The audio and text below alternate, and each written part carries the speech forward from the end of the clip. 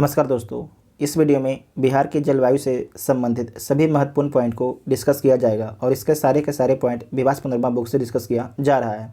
Bihar geography का ये second video है। इसका पहले बिहार ज्योग्राफी का एक वीडियो अपलोड हो चुका है, उससे जो नहीं देखे जाके देख सकते हैं। प्लेलिस्ट में वीडियो आपको मिल जाएगा। पहला पॉइंट है कि बिहार की जलवायु। तो जलवायु किसे बोला जाता है, सबसे पहले ये समझिए। तो किसी भी क्षेत्र में जो है, किसी भी क्षेत्र में दीर्घकालिक 30 साल 31 वर्ष 30-31 वर्ष जो है मौसम के औसत दशाओं को जलवायु बोला जाता है। जो 30 और 31 वर्ष में जो भी मौसम रहा है उसका औसत निकाल लिया जाता है, उसे क्या बोला जाएगा, उसे ही जलवायु बोला जाता है। तो फिर से बोलते हैं, किसी भी क्षेत्र में जो है, किसी भी क्षेत्र में जो है दीर्घकालिक मौसम के औसत दशाओं को जलवायु बोला जाता है।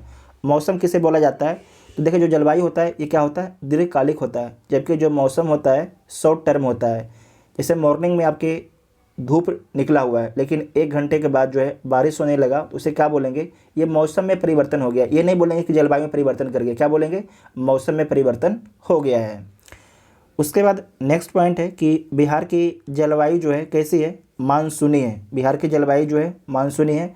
बिहार में जो है हर वर्ष 10 जून के आसपास मानसून आपके प्रवेश करती है, जिसे संशोधित उपोष्ण कटिबंधीय जलवायु भी बोला जाता है। उपोष्ण कटिबंधीय जलवायु क्यों बोला जाता है, आपको हम आगे बताते हैं। बिहार के पूर्वी भाग में जो है, जो बिहार के पूरब भाग है, बिहार के पूर्वी भाग में आर्द्रता, जो बिहार के पूरब भाग है उसमें आर्द्रता, जबकि बिहार के पश्चिम भाग में जो है शुष्क जलवायु पाई जाती है। तो आपको ये ध्यान होना चाहिए कि जो बिहार के पूर्वी भाग है वहाँ पर एक डिस्ट्रिक्ट है किशनगंज। तो किशनगंज में जो सबसे अधिक बारिश होता है, जो किशनगंज है वहाँ पर सबसे अधिक बारिश होता है। जबकि अर्ध शुष्क जलवायु पाया जाता है कहाँ पर, तो जो आपके बिहार के साउथ है यहाँ पर बारिश कम होता है, तो यहाँ पर अर्ध शुष्क जलवायु पाया जाता है। और औरंगाबाद जो है सबसे सूखा डिस्ट्रिक्ट है। आपको समझना है कि जो उपोष्ण कटिबंध किस डिग्री से किस डिग्री के बीच में आता है। तो सबसे पहले जो 23.5 डिग्री उत्तर है, इसे क्या बोलेंगे, इसे बोला जाएगा कर्क रेखा। 0 डिग्री है, इसे क्या बोला जाएगा, इसे विषुवत रेखा बोला जाएगा। और 23.5 डिग्री साउथ है, इसे मकर रेखा बोला जाता है। तो जो सूरज की रोशनी है कर्क रेखा और मकर रेखा के बीच में डायरेक्ट पड़ती है। तो कर्क रेखा और जो मकर रेखा, ये जो बीच वाला इलाका, ये क्या हो जाएगा, उष्ण कटिबंधीय क्षेत्र हो जाएगा। क्या हो जाएगा, उष्ण कटिबंधीय क्षेत्र हो जाएगा।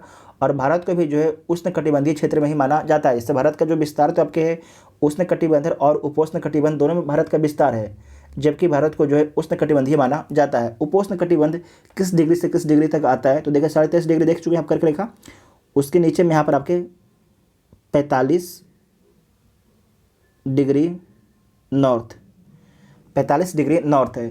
तो कर्क 23.5 डिग्री और 45 डिग्री के जो बीच वाला है, इसे क्या बोला जाएगा, इसे बोला जाएगा उपोष्ण कटिबंध। इसे क्या बोला जाएगा, उपोष्ण कटिबंध। इसका मतलब क्या है कि जो आपके 0 डिग्री से आपके जो कर्क रेखा है इसके बीच में तापमान ज़्यादा होता है, जबकि जो कर्क रेखा से 45 डिग्री के बीच में क्या होता है, तापमान आपके कम होता है। मतलब कि सूर्य की जो रोशनी होता है उपोष्ण कटिबंध पर तिरछी पड़ता है, जबकि कर्क रेखा और मकर रेखा पर जो है सूरज की रोशनी डायरेक्ट पड़ता है। उसके कारण जो है इस इलाके में जो है टेम्परेचर ज़्यादा होता है। क्या होता है, इस इलाके में टेम्परेचर ज़्यादा रहता है और बारिश भी ज़्यादा होता है, ठीक है। जबकि उपोष्ण कटिबंध में आपके टेम्परेचर कम होता है। तो देखिए बिहार को यहाँ पर ये आपके कर्क रेखा था ना, तो इसका जो नीचे वाला इलाका क्या हो जाएगा, ये हो जाएगा आपके उष्ण कटिबंध हो जाएगा ना, उष्ण कटिबंध। और ऊपर वाला क्या हो जाएगा, आपको क्या बताएं कि 23.5 से 9 से लेकर आपके 45 और ऊपर तक जाएगा। तो मान लीजिए कि 45 तक, ठीक है, 45 और ऊपर तक जाएगा, आपको बता चुके हैं 45 और ऊपर, तो नॉर्थ तक क्या हो जाएगा, ये उपोष्ण में आ जाएगा। क्या हो जाएगा, उपोष्ण में आ जाएगा। तो बिहार देखिए कहाँ पर है, 23.5 डिग्री के ऊपर है कि नहीं बिहार, तो बिहार क्या आ जाएगा, बिहार जो है उपोष्ण कटिबंध में आ जाता है। बिहार जो है उपोष्ण कटिबंध में आ जाता है, इतना आपको ध्यान में रखना है। नेक्स्ट पॉइंट है कि बिहार के जलवायु को प्रभावित करने वाले कौन कौन से कारक हैं। तो ये जो कारक दिया गया है ये बिहार के जलवायु को प्रभावित तो करते हैं, ये पूरे भारत के जलवायु को प्रभावित करते हैं। पहला है अक्षांशीय स्थिति एवं विस्तार, जो अक्षांशीय स्थिति एवं विस्तार है। दूसरा है समुद्र तल से दूरी, बिहार के जो है समुद्र तल से दूरी, ये भी आपके जलवायु को प्रभावित करता है। तीसरा है हिमालय। जो हिमालय आपके, हिमालय किस प्रकार से प्रभावित करता है, तो पहला तो हिमालय जो है, जो भी साइबेरिया से ठंडी हवा आती है उसे रोक कर पूरे भारत को, पूरे बिहार को ठंडा होने से बचाता है, और जो बिहार की जलवायु है उससे भी प्रभावित होने से बचाता है, और पूरे भारत में बारिश भी कराने में योगदान करता है हिमालय। मानसून का प्रभाव, मानसून का प्रभाव भी आपके बिहार में रहता है। 10 जून तक जो है मानसून आपके बिहार में प्रवेश करता है, तो मानसून का भी प्रभाव रहता है बिहार के जलवायु पर। उच्चावच, पर्वत, पठार, समतल मतलब कि मैदान, तो पर्वत, पठार, मैदान, ये कारण जो ये आपके स्थलाकृति भी जो होते हैं आपके जलवायु को प्रभावित करते हैं। वायुदाब, वायुदाब भी, जो वायुदाब होता है वो भी आपके जलवायु को प्रभावित करते हैं। तो कैसे, जैसे कि गर्मी के दिनों में क्या होता है कि टेम्परेचर ज़्यादा हो जाता है, तो जो हवा होता है वो क्या हो जाता है, हवा हो जाता है हल्का। हल्का होने के बाद हवा ऊपर उठता है, और उस जो गैप में हवा हल्का होकर ऊपर उठा है तो वहाँ पर वैक्यूम क्रिएट हो जाता है। उस वैक्यूम को भरने के लिए जो ठंडी हवा है वहाँ पर जाती है, तो एक तरीके से हवा का साइकिल शुरू हो जाता है, और उसके कारण जो है तूफान भी आ सकता है इस हवा के साइकिल के कारण। और जो लो प्रेशर है और हाई प्रेशर है, लो प्रेशर और हाई प्रेशर के कारण ही आपके मानसून भी प्रवेश करता है भारत में। उसके बाद नेक्स्ट पॉइंट है कि बिहार का जलवायु वर्गीकरण। कुछ वैज्ञानिकों के द्वारा जो है बिहार के जो है नॉर्थ और साउथ को अलग अलग क्षेत्र में बांटा गया है जलवायु के अनुसार। तो जो आपकी गंगा नदी है बिहार को 2 भागों में बांटती है, उत्तरी और दक्षिणी में बांटती है।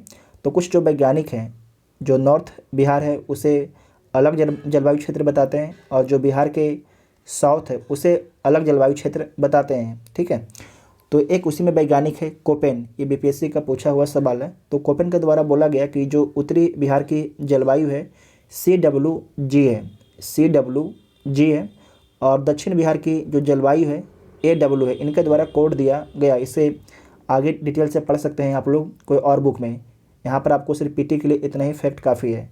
तो जो कोपेन के द्वारा बताया गया कि उत्तरी जो बिहार है उसकी जलवायु CWG है, और दक्षिण बिहार की जलवायु AW है।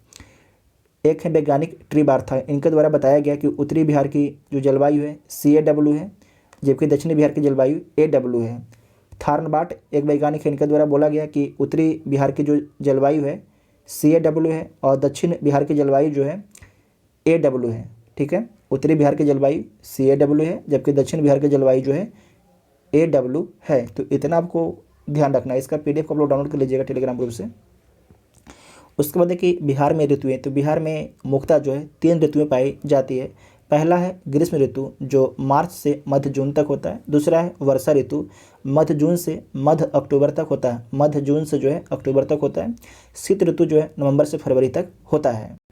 पहला है ग्रीष्म ऋतु, ये कब से कब तक होता है, तो मार्च से मध्य जून तक होता है। इसे ध्यान से आप लोग समझिएगा कि मार्च महीने से सूरज की जो स्थिति होता है उत्तरायण होने लगती है। जो सूरज होता है उत्तर की ओर जाने लगता है। तो कहाँ से उत्तर की ओर जाने लगता है, तो जो 0 डिग्री है, 0 डिग्री आपके 21 मार्च को जो सूरज होता है 0 डिग्री पर होता है, और 21 मार्च के बाद जो है सूरज आपके कर्क रेखा की ओर आगे बढ़ने लगता है। कर्क रेखा है, कर्क रेखा आपके मतलब भारत की ओर जो सूरज है आगे बढ़ने लगता है। 21 मार्च के बाद जो है जो भारत है, श्रीलंका है, उस इलाके में गर्मी फिर से बढ़ना शुरू हो जाती है। ठीक है, जो बिहार के इलाके हैं। तो क्या लिखा गया है, मार्च महीने से सूरज की स्थिति जो है उत्तरायण होने लगती है, जिसके कारण इस मौसम में तापमान निरंतर बढ़ता जाता है और वायु भार क्या होता है, कम हो जाता है। जब टेम्परेचर बढ़ेगा तो क्या हो जाएगा, जो वायु का भार होता है वो कम हो जाएगा। जब वायु का भार कम हो जाएगा तो हवा क्या होगा, ऊपर उठेगा। और जो हवा ऊपर उठा था तो उसका नीचे तो कुछ आपके जो वैक्यूम क्रिएट हो गया था, तो उस वैक्यूम को भरने के लिए जो है क्या होगा, ठंडी हवा चलेगी, और उसके बाद वहाँ पर एक जो हवा है उसका साइकिल शुरू हो जाता है। ठीक है, हवा का एक वहाँ पर साइकिल शुरू हो जाता है, और उसी क्रम में आपके तूफान भी आते हैं। तो पहले आप यहाँ पर समझ लीजिए 21 जो मार्च है, 21 मार्च को सूरज कहाँ पर है, तो 0 डिग्री पर है। और 21 जून को सूरज जो कहाँ पहुँचता है, तो कर्क रेखा पर पहुंचता है। उसके बाद वापस 21 जून के बाद सूर्य लौटता है 23 सितंबर को कहाँ पर लौटता है आपके फिर से 0 डिग्री पर। कहाँ लौटता है फिर से 0 डिग्री पर। और उसके नीचे क्या है मकर रेखा पर क्या पहुंचता है, तो जो मकर रेखा है मकर रेखा पर आपके पहुंचता है सितंबर, अक्टूबर, नवंबर, दिसंबर। जो 21 दिसंबर को है सूर्य आपके फिर से मकर रेखा पर पहुंचता है। इसका मतलब क्या है कि जो मकर रेखा पर जैसे सूरज पहुंचता है तो दिसंबर हो गया, तो दिसंबर में टेम्परेचर ज़्यादा कहाँ पर हो गया, तो मकर रेखा मतलब जो ऑस्ट्रेलिया न्यूजीलैंड के इलाका है वहाँ पर टेम्परेचर बहुत ज़्यादा होगा। जबकि जो भारत का इलाका है वहाँ पर क्या होगा, भारत और जो बिहार का इलाका है वहाँ पर ठंडा होगा 21 दिसंबर को। ठीक है, इस बात को आपको ध्यान रखना है। उसके बाद नेक्स्ट पॉइंट है कि मई का महीना जो है सर्वाधिक गर्म होता है और इस महीने का औसत तापमान जो है 32 डिग्री सेंटीग्रेड रहता है।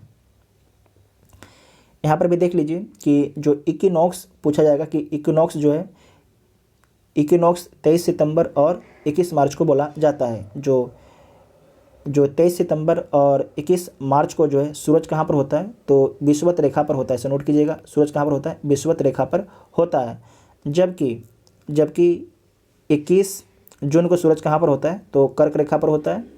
और 21 दिसंबर को सूरज कहाँ पर होता है, मकर रेखा पर होता है। जब सूरज आपके मकर रेखा पर होगा तो इसका मतलब क्या है कि जो 21 जून वाला जो एरिया था, 21 जून वाला एरिया कौन था, जो भारत का इलाका था, उस इलाके में आपकी ठंडा होता है। जैसे ही आपके सूरज आपके 21 जून वाले इलाका पर डायरेक्ट चमकता है तो जो 21 दिसंबर वाले इलाके जैसे कि ऑस्ट्रेलिया न्यूजीलैंड है उस इलाके में क्या होता है, ठंडा होता है। ये दोनों उल्टा है। जब सूरज आपके मकर रेखा पर चमकेगा तो जो कर्क रेखा है उस इलाके में ठंडा होगा। जब डायरेक्ट सूर्य रेखा आपके जो सूरज है कहाँ पर अगर आपके कर्क पर चमकता है तो मकर रेखा पर आपके ठंडा होगा। इस बात को आपको ध्यान रखना है। उसके बाद है कि बिहार के मैदानी भागों में चलने वाली गर्म हवा को लू कहते हैं, जो मई की विशेषता है। आपको बताएं कि जब टेम्परेचर जो भारत का बिहार का बढ़ता है तो हवा क्या होता है, ठंडा हवा जो है गर्म होकर ऊपर उठता है। तो जब गर्म होकर हवा ऊपर उठता है तो नीचे कुछ वैक्यूम क्रिएट हो जाएगा। उस वैक्यूम को भरने के लिए क्या होगा, हवा चलेगा और वो हवा जो है बाद में लू का रूप लेता है। ग्रीष्म ऋतु में जो है मानसून आने से पूर्व, गर्मी के दिनों में जो है मानसून आने से पूर्व जो है बिहार के पूर्वी भागों में बंगाल की खाड़ी से आने वाले उष्णकटिबंधीय चक्रवात के कारण जो है वर्षा होती है। उसे क्या बोला जाता है, उसे नॉर्वेस्टर या काल वैसाखी बोला जाता है। जबकि कर्नाटक में क्या बोला जाता है, तो आम्र वर्षा बोला जाता है। जो गया जिला है बिहार का सबसे गर्म स्थान है, जो गया जिला है आपके बिहार का सबसे गर्म स्थान है। यहाँ पर आपके ध्यान से समझिएगा कि बिहार को जो है गंगा नदी 2 भागों में बांटती है, नॉर्थ और साउथ में 2 भागों में आपके बांटा जाता है। तो जो आपके नॉर्थ वाला इलाका है यहाँ पर टेम्परेचर क्या होगा, कम होगा। यहाँ पर टेम्परेचर कम होगा और प्रेशर जो होता है, जो प्रेशर है ये ज़्यादा होगा। टेम्परेचर कम होगा, प्रेशर ज़्यादा होगा। जैसे ही आपके नॉर्थ से साउथ की ओर आएंगे तो टेम्परेचर क्या हो जाएगा, बढ़ जाएगा और प्रेशर भी आपके कम हो जाएगा। आपको पता है कि जहाँ पर अगर ये दोनों पर प्रोपोर्शनल उल्टा होता है। अगर जहाँ पर टेम्परेचर कम होगा तो वहाँ पर प्रेशर ज़्यादा होगा और अगर टेम्परेचर ज़्यादा होगा तो प्रेशर वहाँ पर कम होगा। और जो बिहार का सबसे गर्म लोकेशन कौन है, तो जो गया डिस्ट्रिक्ट है बिहार का सबसे गर्म लोकेशन है। ठीक है, उसके बाद नेक्स्ट है वर्षा ऋतु। ये मध्य जून से मध्य अक्टूबर तक होता है। तो जून के दूसरे सप्ताह मतलब कि 10 जून जो, ठीक है, 10 जून ठीक है, जून के दूसरे सप्ताह तक जो है मानसून का प्रवेश बिहार में हो जाता है। 10 जून तक आपका प्रवेश जो है मानसून का बिहार में हो जाता है। बिहार में जुलाई एवं अगस्त में अधिक वर्षा होता है। जुलाई का महीना और अगस्त के महीना में जो है बिहार में सर्वाधिक वर्षा होता है।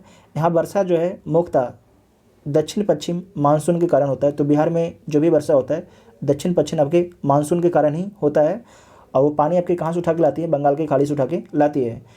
बिहार में औसत वर्षा कितना होता है, तो 120.5 सेंटीमीटर बिहार में औसत वर्षा होता है। सर्वाधिक जो वर्षा होता है ये आपकी कितना होता है बिहार में, तो 160 से 200 सेंटीमीटर आपकी वर्षा होता है। उत्तर पूर्वी भाग के किशनगंज में होता है। कहाँ पर होता है, किशनगंज डिस्ट्रिक्ट में होता है। आप सभी लोग को ध्यान में होगा किशनगंज कहाँ पर है। और बिहार में यह वर्षा जो है दक्षिण पश्चिम मानसून की बंगाल की जो शाखा है उसके माध्यम से होता है। यहाँ पर आप समझिए ये 1 जून को जो है मानसून जो है केरल में आता है। 1 जून में आपके मानसून जो केरल में आता है और इस तरीके से मानसून जो है नॉर्थ ईस्ट में आपके सबसे पहले टकराता है और उसके बाद हवा जो है इस तरीके से वापस आपके पश्चिम बंगाल, असम, पश्चिम बंगाल, बिहार, उत्तर प्रदेश, राजस्थान की ओर आपके चला जाता है। तो सर्वाधिक वर्षा कहाँ पर होता है? बिहार के आपके किशनगंज में होता है। अब यहाँ पर देख लीजिए, जो ये ग्राफ बनाया गया है, ये 10 जून को जो है पटना के पास आपके मानसून दिखाया गया है, मतलब कि 10 जून को जो है बिहार में मानसून प्रवेश कर जाता है। बिहार के पूर्वी भाग की तुलना में जो है पश्चिमी भाग में वर्षा कम होती है। इसमें आपको ध्यान रखना है कि जो मानसून होता है, ये जो मानसून होता है इस तरीके से जा रहा है, ठीक है। तो जो पहले लोकेशन, मतलब जो हवा है, हवा में आर्द्रता ज़्यादा है, तो जब बारिश कराते जाएगी हवा, तो हवा में आर्द्रता क्या होगा? कम होता जाएगा। तो ऑटोमेटिक क्या है कि जो बिहार के पूर्वी इलाका है वहाँ पर ज़्यादा बारिश होगा और बिहार के पश्चिमी इलाका है वहाँ पर कम बारिश होगा। तो क्या लिखा गया कि बिहार के पूर्वी भाग की तुलना में जो है पश्चिमी भाग में कम वर्षा होती है। तो सही बात है। वर्षा के असमान वितरण के कारण जो है उत्तरी बिहार जो है बाढ़ से एवं दक्षिणी बिहार जो है सूखे से प्रभावित रहता है, उसके बारे में देख चुके हैं। दक्षिण पश्चिम मानसून जिसका उद्भव जो है हिंद महासागर में होता है और इसका जो प्रभाव है बिहार में 15 अक्टूबर तक क्या होता है? शिथिल हो जाता है, मतलब कि कमज़ोर हो जाता है। 15 जो अक्टूबर है उसके बाद आपके बिहार से जो है मानसून आपके वापस लौटना शुरू कर देता है तथा मंद गति से हवा जो है विपरीत दिशा में चलने लगती है। अब जो तरीके से मानसून जो है अब क्या हो रहा है? वापस जा रहा है। नेक्स्ट पॉइंट है रेनफॉल के पैटर्न के बारे में समझिए। तो यहाँ पर देखिए जुलाई है, तो जुलाई के महीने में बिहार में तो उतना कोई खास बारिश होता नहीं है, लेकिन जो सबसे अधिक वर्षा आपके अगस्त के महीने में होता है। यहाँ पर आप देख भी सकते हैं सबसे अधिक वर्षा कहाँ पर होता है, तो अगस्त के महीने में सबसे अधिक वर्षा होता है। पूरे बिहार में बारिश अगस्त के महीने में होती है। तो ये पूछा जाता है कि सबसे अधिक वर्षा बिहार में किस डिस्ट्रिक्ट में होता है, तो किशनगंज में सबसे अधिक वर्षा होता है। अगर पूछा जाएगा कि सबसे कम वर्षा बिहार में कहाँ पर होता है, तो औरंगाबाद में सबसे कम वर्षा होता है। जो बिहार का नॉर्थ इलाका है बाढ़ प्रभावित है, जबकि जो बिहार का साउथ इलाका है सूखा प्रभावित इलाका है। नेक्स्ट है कि शीत ऋतु, जो शीत ऋतु है मध्य अक्टूबर से फरवरी तक होता है शीत ऋतु। तो शीत ऋतु की विशेषताएं क्या होता है कि स्वच्छ आकाश, मतलब कि जो आकाश होता है साफ होता है। सहनीय सूरज की मृदुल किरणें होती है, मतलब कि जो सूरज की रोशनी इतना तेज नहीं होता कि आपके जो शरीर है उसे जला दे, मतलब कि जलन टाइप की आ जाए आपको। जो अगर आप धूप में जाइएगा ठंडी के दिनों में तो आपको बहुत ही अच्छा महसूस होगा, मतलब कि सहनीय सूरज की मृदुल किरणें हैं, मंद पछुआ पवन चलती है, शांत रात्रि होता है तथा सुहावने सुबह जो होता है शीत ऋतु के आपके विशेषताएं होता है। मानसून लौटने के साथ ही आपके बिहार में जो है शीत ऋतु का आगमन होता है। बिहार में दिसंबर एवं जनवरी के महीने में अधिक ठंड पड़ती है और दिसंबर जनवरी महीने में जो है भूमध्य सागर से आने वाली शीतोष्ण चक्रवात के कारण पश्चिम एवं मध्य बिहार में हल्की वर्षा होती है। इसमें ध्यान रखना है कि जो दिसंबर और जनवरी महीने में जो है भूमध्य सागर से जो शीतोष्ण चक्रवात चलता है उसके माध्यम से जो आपके वर्षा होता है पूरे पूरे नॉर्थ इंडिया में, नॉर्थ बिहार नहीं, पूरे नॉर्थ इंडिया में आपकी वर्षा होता है। उसमें आपके बिहार में भी, जो बिहार के भी कुछ इलाके हैं जो बिहार के आपके वेस्ट इलाका और बिहार का मध्य इलाका, जैसे कि आपके ये बिहार है, तो बिहार के आधा जो इलाका आपके भूमध्य सागरीय जो जलवायु है, जो वहाँ से आपके वर्षा आती है शीतोष्ण चक्रवात के माध्यम से, तो उससे प्रभावित होता है। जबकि जो बिहार के ईस्ट वाला इलाका है आपके भूमध्य सागर से आने वाले शीतोष्ण चक्रवात के कारण आपके प्रभावित नहीं होता है। तो यहाँ पर देख लीजिए दिसंबर जनवरी महीने में भूमध्य सागर से आने वाले शीतोष्ण चक्रवात के कारण जो है पश्चिम एवं मध्य बिहार में हल्की वर्षा होती है, लेकिन पूर्वी बिहार जो है इससे प्रभावित नहीं होता है। और जो ये वर्षा होता है रबी फसल के लिए जो है लाभदायक होता है। जो ये आपके वर्षा हो रहा है दिसंबर और जनवरी के महीने में, जो रबी फसल होता है उसके लिए बहुत ही महत्वपूर्ण वर्षा होता है। ठीक है, तो ठीक है, जितना भी आपके इंपॉर्टेंट आपके था मानसून से संबंधित, जलवायु से संबंधित, उन सभी को हम लोगों ने डिस्कस कर लिया है। आपको वीडियो कैसा लगा उसके बारे में कमेंट करके ज़रूर बताइएगा। और इसके बाद हम लोग क्या डिस्कस करेंगे, तो इसके बाद हम लोग नदियों के बारे में जानेंगे। आप लोग सारे कुछ समझ गए हैं, उसके बारे में एक बार कमेंट करके आपसे सभी लोग जरूर बताइएगा। Thank you.